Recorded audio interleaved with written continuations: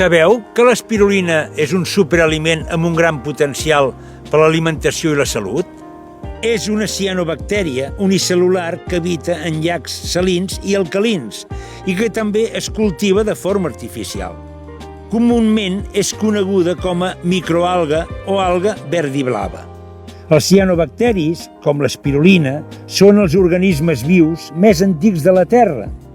Van aparèixer fa aproximadament 3.500 milions d'anys i van ser els primers éssers vius capaços de fixar el carboni del CO2 i alliberar oxigen mitjançant el procés de la fotosíntesi.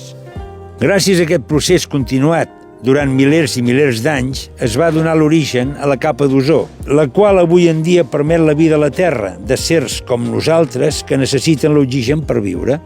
I si en vols saber més, visita la nostra web www.aufenixbarcelona.cat i fins ara!